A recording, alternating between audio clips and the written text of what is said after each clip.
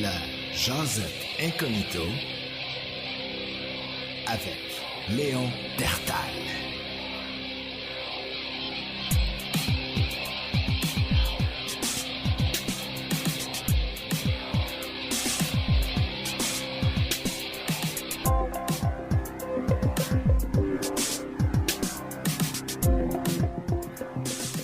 Bonjour, Léon Dertal pour votre podcast, La Jasette Incognito. Je fais toujours mon podcast le vendredi après-midi parce que je suis en congé dans mon horaire à chaque semaine à ce moment-là. Et ça fait en sorte que je suis comme sur le high de « OK, ma semaine est faite », sur le high de « c'est pas encore tout à fait la fin de semaine, on est, mettons, je sais pas moi, vendredi après-midi, la soirée s'en vient ». On dirait que c'est à ce moment-là que je suis le plus énergique et où mon cerveau est le plus allumé pour vous parler pendant entre 35 et 40 minutes. Ça peut varier. Ça dépend si je m'emporte ou pas. Et 100% du temps, je vais ouvrir des parenthèses que je refermerai pas. Mais c'est pas grave. Hein? Tout le monde fait ça, les podcasters. Ils en font plein d'erreurs. Ça arrive fort dans les micros. Ça met des fois, ils passent des extraits de vidéos dans les podcasts. Là. Puis le vidéo, le son est 1000 fois plus fort que le podcast lui-même. Quand tu écoutes le podcast dans des écouteurs, ça peut être problématique. T'sais. Puis tu sais, un gars comme moi, qui à la base, j'ai mixé du son dans ma vie par rapport à mon background et je me dis tout le temps, je ne comprends pas comment ça se fait que la personne qui mixe va l'écouter au complet, le podcast. Ce serait supposé, en tout cas.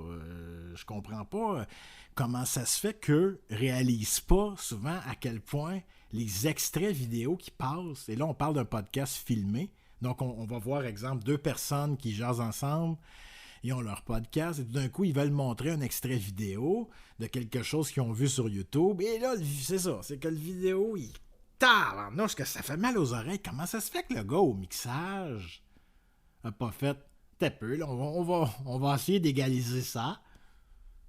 Et c'est moi qui est perfectionniste ou pas, ou je sais pas, c'est peut-être une maladie mentale que j'ai d'être pointilleux sur des choses que je devrais pas. Mais moi, je suis un consommateur de podcasts. Donc, quand j'écoute un podcast dans des écouteurs et que cette chose-là arrive, je comprends juste pas à quel point ce serait facile de baisser ce son-là. C'est tout. Tu sais, ce que je trouve le fun, personnellement, de faire un podcast seul, c'est justement que même s'il y a des parenthèses parfois possiblement qui se referment pas, je trouve ça plus simple dans un sens parce que je peux développer mes idées. Je sais que je me répète un peu, j'en ai parlé, il me semble, auparavant, mais je trouve que dans les podcasts, les gens, souvent, en tout cas au Québec, sont pas capables, quand ils ont une idée de génie, de ne pas couper la parole à l'autre. Ils sont pas capables de garder leur idée de côté et renchérir quelques secondes après, disons 30 secondes après, quand l'autre a fini, a été au bout de son idée, de renchérir avec cette idée de génie-là qui t'est venue. Non. Le Québécois typique en podcast, s'il y a une idée de génie qui y vient, c'est sûr qu'il coupe l'autre. Peu importe l'histoire de l'autre. Puis ça, moi, ça me chicote vraiment. Ça me chicote vraiment. C'est vraiment quelque chose qui...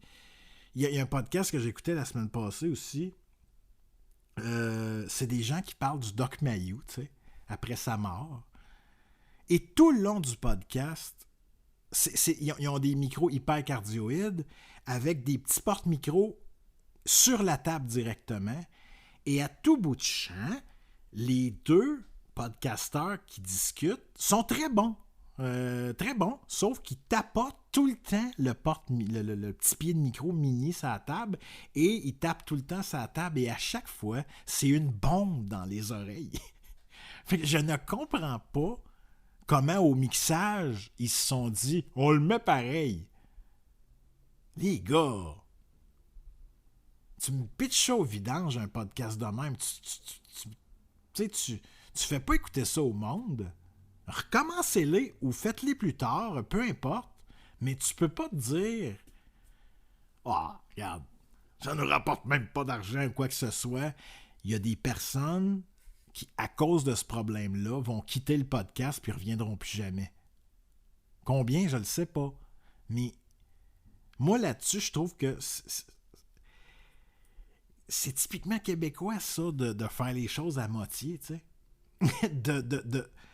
de pas être capable de focusser puis d'avoir un certain désir de qualité. Désir de faire quelque chose qui se tient, mais en même temps, je pense que, et avec raison, la plupart des gens qui commencent à faire du podcast, et c'est mon cas aussi, on se fout complètement combien de gens l'écoutent. C'est vrai que c'est une bonne chose aussi de passer des podcasts qui ont quand même des gros défauts. Ça peut aussi montrer l'évolution. Et si je me prends en exemple, c'est important pour moi avec... Il y a beaucoup de podcasteurs qui se sont fait harceler ou qui ont eu des problèmes une fois qu'ils ont vraiment pogné puis ils ont eu du succès. Là, ils se font reconnaître. Il y a beaucoup de haine et tout. Ça me tentait pas. Ça me tente pas d'aller là-dedans. Ça me tente pas d'être reconnu. Puis ça me tente aussi d'avoir toute la liberté d'exprimer mes opinions. Et c'est pour ça que je fais ça incognito. Par contre, en ce moment, c'est juste audio. J'aimerais ça éventuellement. J'ai un projet. Ça va-tu se faire? Je le sais pas, mais je l'ai dans la tête. Le nom Léon Dertal, c'est une joke, bien sûr. Mais l'idée de ce nom-là est simple. C'est parce que je me voyais me filmer en le faisant, en étant déguisé en homme de Cro-Magnon. Et il y a comme quelque chose qui est à double sens là-dedans. Je trouve que notre peuple, parfois, je le trouve lent à évoluer. Quand on regarde ailleurs dans le monde, comment les choses avancent vite, mais aussi les façons de penser, les valeurs familiales aussi, qui se perdent au Québec. Tu vas aller dans plusieurs pays d'Asie, ça n'existe pas des CHSLD. Non. C'est les enfants qui prennent les parents à la fin de leur vie. Parce que les parents, mais ils ont payé les études, ils ont nourri. Et ça, pas jusqu'à 18 ans. Tant que l'enfant en a besoin, et ça se peut que ce soit toute la vie, les parents sont là. C'est des valeurs familiales comme ancrées. Et pour eux, il n'y a rien d'exceptionnel à payer toute une vie pour l'un ou pour l'autre. Si un enfant, dans le début, dans l'exemple, je sais pas moi, à 18, 19 ans, 20 ans, là-bas, en Asie, dans la plupart des places là-bas, des pays, je pense au Japon, je pense au Laos, je pense au Cambodge, la Thaïlande. C'est des pays vraiment où les gens sont soudés et pour eux, c'est pas quelque chose, comme je disais, d'exceptionnel. Donc, ça va arriver souvent, tu vas arriver là-bas et il y a une maison familiale et c'est pour tous. Et si il y a un parent qui arrive à un certain âge, qui n'est plus en capacité de prendre soin de ses besoins, de faire de la nourriture ou quoi que ce soit, ben, c'est l'enfant qui va l'accueillir, qui a réussi dans la vie et qui a les moyens de le faire. Il n'y aura pas de « Ah ouais, bon ben parfait, on va t'envoyer dans un mouroir. » Non. Moi, je suis contre ça. Et je l'ai signifié à mes deux parents. Mon but dans la vie, un de mes buts, ce n'est pas mon seul, mais un de mes buts dans la vie, c'est éventuellement, quand le temps va venir où ils vont avoir certains besoins et et c'est sûr qu'on ne souhaite pas ça, puis le plus loin sera le mieux. Mais on est tous dans un train qui s'en va à une destination qui est la mort. Hein? Je veux dire, on va tous passer par là. On n'est juste pas dans le même wagon. Ce qui veut dire qu'on n'a pas tous le même âge. Mais je pense que cette valeur familiale-là qui se perd au Québec, moi, je ne m'identifie pas à ça. Et je travaille très, très fort pour éventuellement, quelque part, je ne sais pas quand, personne ne le sait, pour être là quand ils vont en avoir besoin d'une façon X, du mieux que je vais pouvoir. C'est sûr que la vie est dure, on n'a pas le choix de travailler, mais je trouve que c'est la moindre des choses, à moins d'avoir eu des parents qui vraiment n'ont pas été là pour leur enfant ou n'ont fait que nuire ou quoi que ce soit. Moi, personnellement, ce que mon cœur me dit, c'est mes deux parents, je veux être là pour eux le jour où ils vont être sans solution. J'aimerais ça être une sécurité là-dedans, puis pouvoir me permettre ça. C'est pas un luxe. C'est pas un luxe de permettre à nos parents de finir leur jour heureux, dans un environnement zen, et dans un environnement où ils manquent de rien, où ils sont en sécurité, où ils sont bien traités. Et pour moi, c'est une valeur que je considère que j'ai. C'est vrai aussi pour, je sais pas, moi, ça pourrait être vrai pour un ami, un frère ou une sœur. Ça peut être vrai pour des collègues de travail à certains niveaux différents, bien sûr. Mais je pense que dans la vie, tout de moins dans notre contrée qui est le Québec, ça manque un petit peu. Ça, ce côté-là, ce côté chaleureux. Il y a beaucoup de manipulation, il y a beaucoup d'hypocrisie, d'égoïsme. Et il s'agit de voyager un peu pour se rendre compte que c'est pas partout comme ça. Hein? On a une façon d'exister ici au Québec qui est bien différente d'une grande majorité de pays qui, eux, ont leurs problèmes qui peuvent être autres que les nôtres. Reste que au Québec, je trouve que ça manque de chaleur humaine. Il y a beaucoup aussi, on est dans la consommation et consommer, jeter, tu sais. Et ça, moi, je ne m'identifie pas à ça du tout. Je ne comprends pas comment ça se fait que ça semble être une majorité, mais on ne peut pas se faire une statistique avec juste ce que l'on observe dans notre vie non plus. Ça, c'est certain. Mais j'ai l'impression que notre société en ce moment, moi j'ai l'impression qu'en quelque sorte, ça s'en va dans le mur. Et que les gens, généralement parlant, dans une grande majorité, statistiquement, vont pas bien. Et des fois, ça se peut aussi que ça se transige aux enfants, et etc. Moi, j'ai quand même une inquiétude. J'ai quand même une certaine... Pas une peur, mais ça m'inquiète un peu. Puis ça m'a longtemps donné le goût de lever le fly. Et j'y pense encore. Hein? J'y pense encore très souvent de me dire éventuellement, mais vas-y, sois courageux. N'ayant pas d'enfant, c'est sûr que c'est pas possible, même des fois si on n'a pas d'enfant, dans le sens où... il peut y avoir des relations aussi qui existent, puis qu'on veut pas quitter pour des raisons X, et c'est normal. Je veux dire, je sais pas, moi, si une personne, disons, qui aurait une blonde depuis 2 ans, ça va bien, tu te sépareras pas juste parce que, bon, ben, je m'en vais essayer l'Alberta, bye. Non. Si vraiment tu te sens bien avec une personne, je pense que ça vaut la peine, des fois, de te dire, regarde, il faut choisir. Tout est un choix. Mais il s'agit d'assumer notre choix. Puis là aussi, je sais que je me répète, mais c'est important de le répéter. À chaque situation, son unicité. Dans le sens que chaque situation est unique. Et s'il n'y a que nous qui savons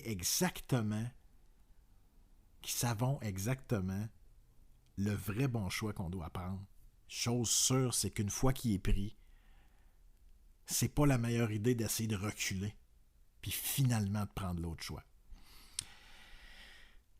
Je pense que c'est comme ça techniquement qu'on devient heureux. C'est une façon de se respecter, mais personnellement, reste que si éventuellement dans ma vie,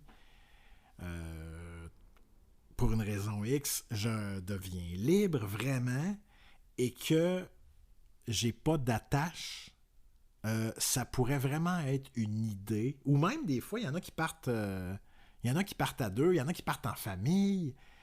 J'ai vu ça, là, des gens qui ils recommencent leur vie là-bas. Là, je pense à l'Alberta en ce moment. Je pense vraiment à l'Alberta. Et j'ai quelques contacts là-bas qui me disent encore récemment que je ne reviendrai pas au Québec. Je suis trop bien ici pour différentes raisons. Différentes raisons. Il y en a plusieurs. À chaque, comme j'ai dit tantôt, chaque situation, chaque vie est unique. Chaque choix est pris par la personne qui le prend, puis il y a juste cette personne-là qui sait exactement ce qui se passe dans sa vie. Tout le reste des gens, c'est des regards extérieurs. Donc c'est pour ça des fois que c'est facile de juger le choix d'une personne, mais on n'est pas dans sa tête. C'est pour ça que moi je me suis rodé dans la vie vraiment à respecter ça. Ou j'aime pas ça dire de ne pas juger parce que l'humain juge, ok? Là? Moi, ceux qui me disent, faut pas juger, fuck off. Désolé. L'humain juge, c'est naturel, ok? Le cerveau humain est comme ça. Mais on peut, je pense, juger avec respect, tout simplement. Et je dis pas aussi qu'il faut se foutre de ce que les gens disent. Je pense que ce qui est important dans la vie, exemple, c'est mettons, je dis à une personne, hey, j'ai pris ma décision, je pars dans 1 mois pour l'Alberta. On n'est pas obligé d'être d'accord, mais je pense que la chose qui est importante, c'est tout au moins d'écouter.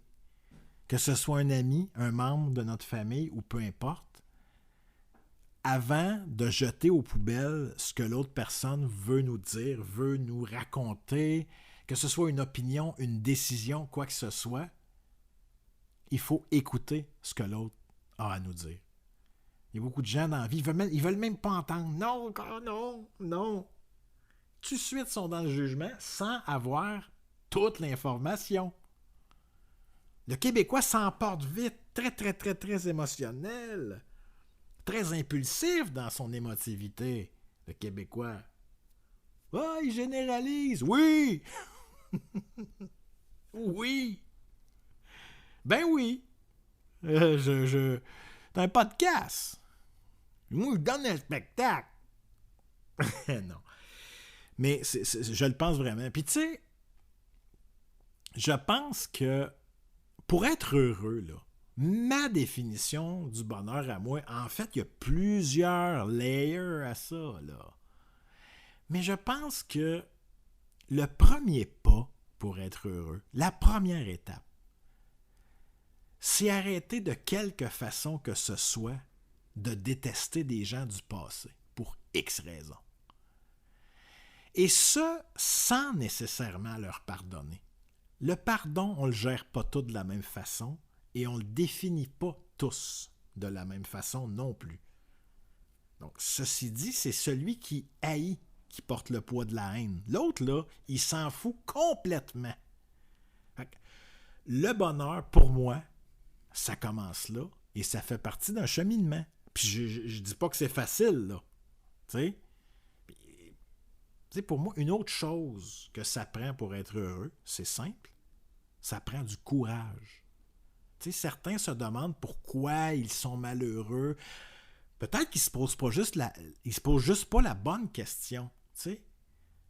Mon avis là-dedans, c'est que souvent, les gens, tranquillement dans leur vie, discartent un certain courage, une certaine fougue de vivre. Et c'est indispensable de sortir d'un certain confort pour atteindre la plénitude. Cette espèce de paix qu'on cherche, ça passe par le courage et l'inconfort, malheureusement ou heureusement. J'ai pour mon dire, si j'étais psy, pas sûr que le collège des médecins serait content de ça, là. Mais je m'imagine avec un patient avant de moi qui me dit « je souffre ». J'ai des idées suicidaires, etc. Bon. Premièrement, je pense que l'important, c'est de tout au moins essayer de comprendre où est-ce que notre cerveau essaie de nous emmener. Des fois, notre cerveau, on dirait qu'il n'y a juste pas les bons mots pour nous montrer qu'est-ce qu'il veut nous faire comprendre. Et pourtant, c'est notre cerveau.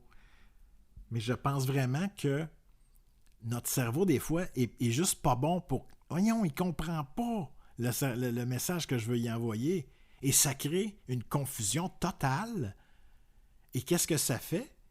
Mais c'est sûr que ça rend malheureux. On sait même plus qu'est-ce qu'on pense vraiment. On comprend même pas une certaine souffrance qui peut exister.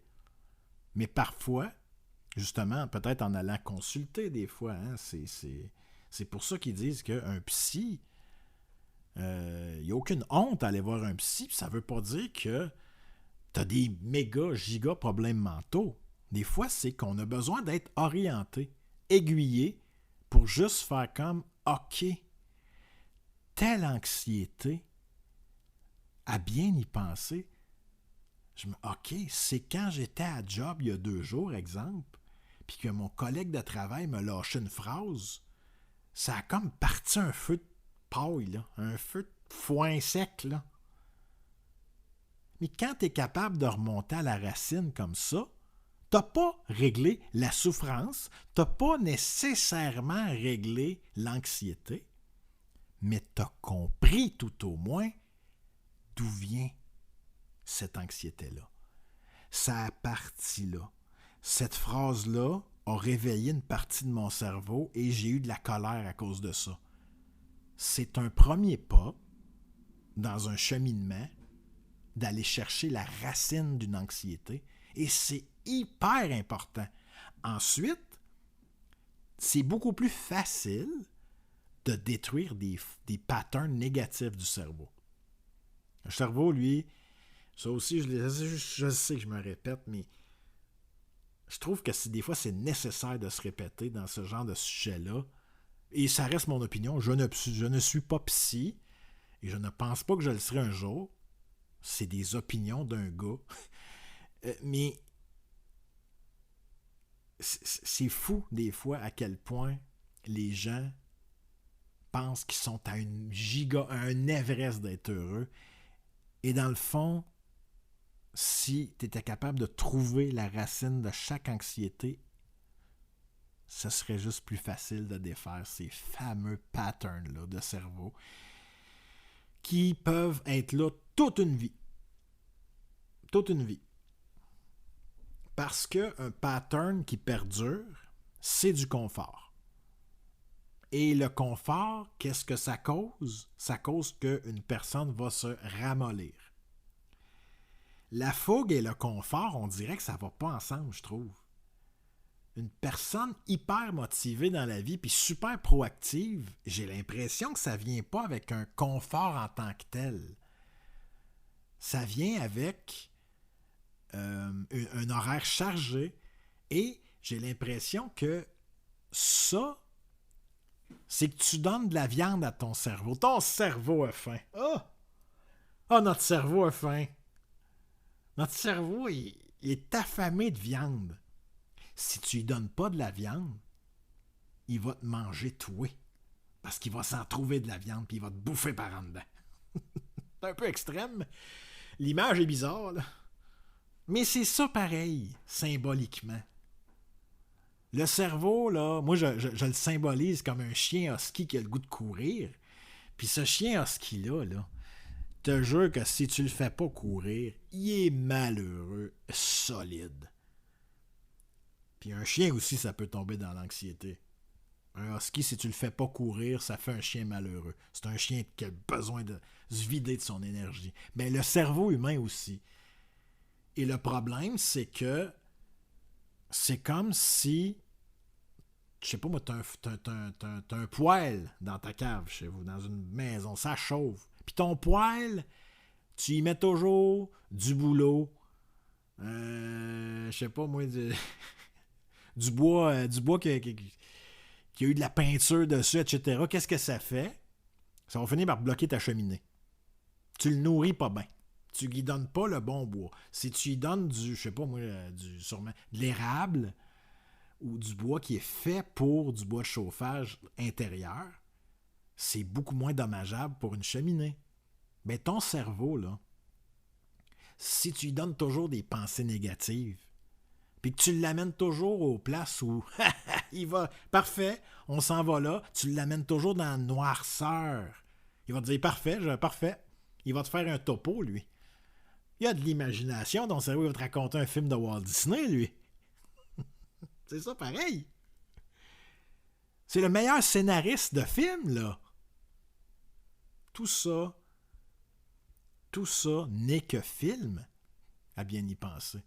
Par contre, ton cerveau, si tu lui donnes pas le temps d'aller là, si tu lui donnes même pas quelques minutes par jour pour aller à ces places-là, dark, des places que tout ce que tu fais, c'est de creuser. Et pourtant, ça veut pas dire que t'es pas une personne intelligente. L'intelligence, c'est comme avoir une épée dans les mains. L'épée, là, mettons, là, l'épée qui tire des lasers, on va dire. T'es invincible si t'as ça. Mais ça va dépendre comment tu t'en sers. Donc, c'est pareil pour la psychologie. Le cerveau, c'est un arme de guerre. Tu peux faire des miracles. Mais ça dépend comment tu t'en sers. C'est un outil et si cet outil-là, tu ne l'amènes pas à bonne place, et c'est toi qui dirige, c'est pas ton cerveau. Il va y aller où tu veux.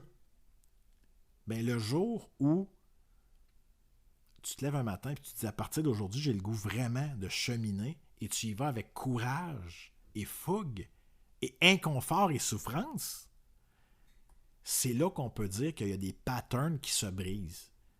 Et c'est possible de le faire. Ça prend juste du vouloir. Et commencer par les bonnes étapes. Et il y a beaucoup de ressources. Avec Internet, avec tout ce qu'il y a autour, il y a vraiment moyen de s'en sortir et d'aller chercher les ressources pour cheminer et y aller étape par étape et comprendre où est-ce qu'on veut aller, pourquoi on le fait, comment savoir si on prend une bonne décision ou pas. Est-ce que je suis en train de m'emballer pour rien? Là? Je suis dans... Tu sais, des fois dans la vie, on a des highs. Là. Ah ouais, je vais... Hey, en juillet, là, je m'en vais... Justement, en juillet, je m'en vais en Alberta, c'est sûr. Puis là, t'es sur un high. Mais c'est de le savoir au moins. Au moment où t'es dans ces pensées-là, let's go, là. Lâche-toi lousse, fais-toi aller ton film. Mais sois toujours conscient de comprendre, OK, j'en suis conscient. En ce moment, je suis sur un high, je m'amuse. C'est le fun d'en parler, tu sais, des fois avec des amis, avec notre blonde, whatever. C'est le fun de déblatérer un peu. Rêvasser, semi-projet, semi-rêve. C'est correct de le faire, même si on le fait pas au final. Mais c'est de ne pas se bullshiter nous-mêmes. De se dire, j'y crois dur comme fer, c'est sûr que ça va arriver. Puis là, un petit peu, il faut rentrer dans l'équation qu'en ce moment, exemple, je viens de finir ma semaine, je suis heureux, la semaine a bien été, j'ai bûché dur, je ne l'ai pas volé. Yes, on est vendredi. C'est sûr que je suis sur un high. C'est certain que si je m'en vais, je pars mes prêts, je vais faire telle affaire. C'est le fun d'y penser puis d'aller jusqu'au bout de cette idée-là. Mais c'est de rester dans cette réalité-là qui existe chez l'humain. Il y a des moments, pour une raison X, on est sur un méchant high. Ça peut être parce que tu as bu un café, là. D'ailleurs, la plupart du temps, je bois un café juste avant de faire le podcast. Et je ne suis pas un grand buveur de café. Dans une semaine, c'est le seul café que je vais boire. Mais c'est là que je le bois. Le fait que j'en bois pas beaucoup, je pense que l'effet excitant est peut-être plus vrai sur moi que sur quelqu'un qui en boit 2-3 par jour. Là. Fait que moi, je bois un café par semaine. Puis je ne bois pas non plus de boissons énergisantes. Toute la journée au travail, on travaille dur, on sue beaucoup. C'est très, très physique. Je ne bois que de l'eau. Que de l'eau. Je vois beaucoup de monde autour de moi, ça boit de la liqueur, c'est correct, hein. Oh non, moi je suis pas là-dessus. Faites ce que vous voulez. C'est votre corps, puis à chacun ses choix. Là-dessus, moi, je suis pas le genre à essayer de faire la leçon. Je suis vraiment pas un donneur de leçons. Je suis quelqu'un qui va donner son opinion, et c'est tout. Ça s'arrête là. À chacun ses choix. Mais ces gens-là se désaltèrent. Puis on sue beaucoup, beaucoup. Particulièrement l'été, c'est pas climatisé, puis c'est très, très, très, très chaud, et on est habillé de la tête aux pieds. Je suis soudeur. Regarde, je vais le dire, là. Je l'ai déjà dit, je le sais. Donc, voilà. Donc, je le fais. Je ne dis pas, je juge pas, je juge. Mais je le garde pour moi. Tu sais, je me gère, calique. Je sais que, en finissant, on dit que ça va vite, j'ai l'impression que j'ai même pas abordé le millième de ce que je voulais aborder. C'est pas grave. J'aimerais ça en terminant. Je sais que ma mère écoute. Ma mère écoute ce podcast-là. Et j'irai pas jusqu'à dire à ma surprise, parce que ma mère, c'est probablement une des personnes au monde avec qui j'aime le plus parler, parce que je l'ai vu évoluer vraiment avec les années dans sa façon de se respecter et de se donner le droit de dire non. Je respecte vraiment beaucoup ça. Et j'adore discuter avec elle parce que justement, elle n'a pas peur d'amener une opinion et de causer un désaccord. Et ça, je salue ça. Ça, c'est une ouverture. Et j'ai vraiment une fierté envers ma mère pour ça. D'avoir pris sa grande intelligence, parce que elle est clairement là, et de la mettre à l'œuvre. Dans quelque chose qui fait partie d'un cheminement qui l'a beaucoup fait avancer.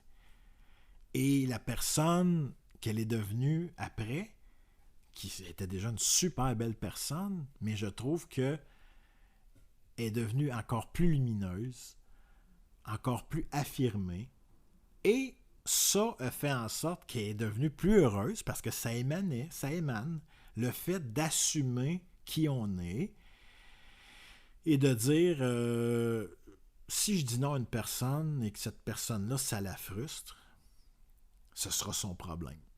Tiens, on essaye ça. Et ça fait partie de ce que je parlais plus tôt, de briser certains patterns. Et ça, c'est très difficile. Quand pendant des années, on a pris un pattern, puis on ne sait pas trop pourquoi, mais on n'est pas dans la bonne trail sur telle partie de notre vie, et qu'on brise ce pattern-là, ça prend un sacré courage. Et c'est très inspirant d'avoir une personne dans notre entourage qui a travaillé fort pour briser certains patterns qui rend cette personne-là malheureuse. Et je salue ma mère pour avoir fait un très grand travail dans sa vie. et dans ses relations et de ne pas ruminer, ou du moins beaucoup moins ruminer quelque chose qu'on aurait pu dire, qui aurait pu déplaire ou quoi que ce soit, tu sais. On est tous un peu comme ça, là. Moi-même, là, tu sais, moi, j'ai l'air de donner des leçons puis d'être le gars qui connaît. Non, c'est une opinion. Moi aussi, ça m'arrive d'arriver chez nous puis ouais, hey, aujourd'hui, j'ai dit quelque chose à Ben à la job, oh mon Dieu. J'espère qu'il l'a pas mal pris. Peut-être qu'en ce moment, il m'en veut. Ça nous arrive tout, notre cerveau, là, il part en vrille. Pouf! On dirait qu'il est sa coke. Je sais pas, c'est fait comme ça, c'est la nature. C'est à nous de dire, hey, toi, là, calme-toi, là, tu fabules. Tu fabules complètement. Ben, il s'en rappelle pas de ce que tu lui as dit à la job. Il s'en rappelle pas. Il l'a oublié 3 minutes après. Relax. Sois une bonne personne et relax. Et je trouve que ce cheminement-là, ma mère, elle pourrait l'enseigner. Tellement que je trouve qu'elle l'a bien fait. T'sais. Et ce qui est beau là-dedans, c'est qu'après ça, quand tu dis oui à une personne qui te demande quelque chose, ben ce oui-là vaut beaucoup plus cher quand l'autre personne sait très bien que ton oui y est honnête. C'est pas un oui quand tu as le goût de dire non. Et ça, là, c'est un oui qui fait plaisir quand tu le sens. Que la personne, ça y tente. Et elle nous a fait un super souper de Noël. Il y avait une tante que j'ai pas vue depuis très très longtemps. Il y avait des enfants. Donc là, Noël, c'est la famille, c'est-à-dire c'est la fête des enfants. Donc il y avait quelque chose de magique cette soirée-là.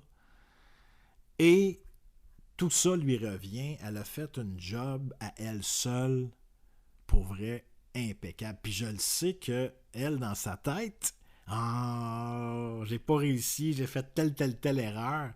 Mais on se rend compte des fois, quand on est dans le cœur du volcan, puis que c'est nous qui s'occupent de tout le monde, que le monde, eux, en reviennent pas comment c'était parfait, tu sais.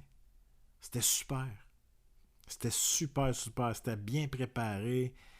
C'était tout bien rodé. Elle savait exactement où elle s'en allait. Je le sais qu'en cuisine, dans les restaurants, c'est la même chose. Je le sais qu'il y a des affaires qu'elle a faites. Oh non! Je le sais qu'elle écoute, puis je le compte parce que c'est juste drôle. C'est juste drôle, vu que ce souper-là est réussi à 100%. Tout le monde est parti heureux. Quand elle a sorti son gâteau, le gâteau est encore semi-gelé, puis je le sais qu'en l'écoutant, elle va dire « Oh, il m'a vu! » C'est juste drôle. Elle essayait de couper le gâteau, puis un genre de gâteau sur le long qui ressemble à un pain, là. Oh, c'est une bûche de Noël, j'imagine. En tout cas, je sais pas. Mais, puis là, il est encore gelé, fait qu'elle a de la misère à le couper. Je ris parce que, honnêtement, faut en rire. C'est une réussite totale, ce souper-là. Et c'est un travail qu'elle a fait seule et qui aurait pu facilement être fait à plusieurs, je pense. Tellement qu'il y avait... Ça paraît pas des fois. Oh, quoi? On a mettre une nappe sur la table. Non, t'es un peu... Il y a de l'organisation quand tu commences à recevoir une dizaine de personnes, là. C'est pas rien, là. Il y a des gens qui aiment pas telle chose, puis là, tu veux pas brûler non plus ton stock. Tout était sa coche. Tout était sa coche. Donc, je tenais à juste relever ça. Je m'étais dit, je dirais pas, puis elle va l'entendre en l'écoutant. Je pense que c'est la seule personne qui écoute mon podcast, donc je salue ma mère. Et bien sûr, c'est incognito. Donc, je dis pas de nom. C'est la mère de Léon Dertal qui nous a fait un souper de Noël impeccable. Et je la remercie, je lui lève mon chapeau. Et elle peut être fière. C'était pour vrai impeccable. Donc, je tenais à le souligner. Et sur ce, bien sûr, c'était votre podcast La Jasette Incognito avec Léon Dertal.